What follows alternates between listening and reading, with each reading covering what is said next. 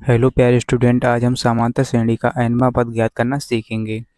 तो ऐसे ही आपको समांतर श्रेणी का सवाल दे दिया जाएगा और कहेगा कि इसका 11वां पद ज्ञात कीजिए या 20वां पद ज्ञात कीजिए या 30वां पद ज्ञात कीजिए। तो ऐसे ही आपको सवाल दे दिया जाएगा। तो इस वीडियो को आप बड़े ध्यान से देखना, जिससे कि आप इस तरह के सभी सवालों को आसानी से हल कर पाएंगे। तो समांतर श्रेणी के nवें पद का सूत्र क्या होता है, यानी nवां पद ज्ञात करने का सूत्र क्या होता है, उसको यहाँ पर लिख लेते हैं। तो यहाँ पर लिखेंगे हम ए एन बराबर a plus n minus one into में डी, ये इसका सूत्र होता है। इसकी सहायता से हम 11वां पद ज्ञात करेंगे। या यहाँ पर होता है 20वां पद, तो उसका भी मान यहाँ पर 20वां पद निकल जाता है ना। उससे पहले हम ये समझ लेते हैं कि यहाँ पर प्रथम पद क्या है ना। प्रथम पद या पहला पद क्या है, पहले पद को हम किससे लिखते हैं ना। तो यहाँ पर प्रथम पद को हम किससे लिखते हैं, ए से। किससे, ए से। तो देखिए यहाँ पर प्रथम पद हमारा क्या है, यानी पहला पद क्या है, दो। तो ए बराबर यहाँ पर हो जाएगा दो, है ना। प्रथम पद दो। अब ये दूसरा पद है ना, तो पहला पद तो हमारा दो हो गया। अब आप समझिए कि इनके बीच का अंतर होता है जो ना, जिसको हम डी से लिखते हैं, नहीं सार्वधातुक जिसे हम कहते हैं, वो कैसे निकलता है ना। तो इनके बीच का अंतर हम कैसे निकालेंगे, यानी सार्वधातुक को कैसे निकालेंगे। तो सार्वधातुक को हम डी से लिखते हैं, किससे, डी से। सार्वधातुक है ना, इसको हम डी से लिखते हैं। तो डी का मान कैसे निकालेंगे हम ना। तो हम क्या करेंगे, इस दूसरे वाले पद में से पहले पद को घटा देंगे। यानी दूसरा पद क्या है, 6 माइनस पहला पद है 2, है ना। बराबर में कितना हो जाएगा, 6 माइनस 2 यानी 4। तो ऐसे ही चाहे कोई सा भी सवाल हो, आपको ऐसे ही निकालना, ठीक है। जैसे दूसरा पद में से पहले पद को घटा देना है, तो आपका सार्वधातुक निकल जाएगा, यानी डी का मान निकल जाएगा। और प्रथम पद हमारा ए हो गया। तो अब आप समझिए एन बराबर क्या होगा, है ना।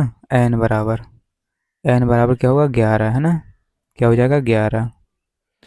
तो अगर यहाँ पर होता है 20वां पद, तो यहाँ पर 20 हो जाता है एन बराबर। यहाँ पर होता है 30वां पद, तो एन बराबर 30 हो जाता। ये एन की वैल्यू आ गई, है ना। क्योंकि हमें 11वां पद ज्ञात करना है, तो एन बराबर 11, है ना। तो अब हम इन सभी मानों को इस सूत्र में रख देते हैं, तो वहाँ से हमें इसका 11वां पद मिल जाएगा। तो यहाँ पर ए एन क्या है, इसको आप समझिए ना। ए एन क्या होता है, तो ए एन का मतलब है जिस पद का हमें मान निकालना है, यानी जिसका हमें मान ज्ञात करना है ना। तो यहाँ पर हम इनका सभी का मान रख देंगे, तो ए और एन की जगह कितना, 11। यानी हमें ए 11 का मान ज्ञात करना है, ए 11।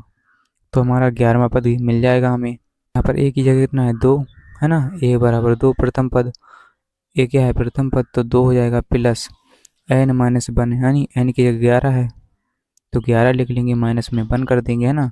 और इंटू में डी, डी की जगह कितना है, 4। यानी डी की वैल्यू कितनी आई, 4 आ गई। सार्वधातुक हमारा कितना है, 4, तो 4 लिख लेंगे। तो यहाँ पर हो जाएगा 2 प्लस 11 माइनस 1 कितना होता है, 10 होता है, और गुणा में 4, है ना। तो यहाँ पर कितना हो जाएगा, ए 11 बराबर, है ना, ए 11 बराबर कितना हो जाएगा, 2 प्लस 10 चौके 40 हो गया, है ना। 10 चौके 40। तो यहाँ पर ए 11 बराबर कितना हो जाएगा, 40 और 2 42, है ना, कितना, 42। तो यहाँ पर हम लिख लेंगे, ये हमारा आंसर आ गया ना। तो यहाँ पर हम लिखेंगे ए पी अतः ए पी का अतः ए पी का 11वां पद, 11वां पद कितना है, 42 है ना। 11वां पद 42 है।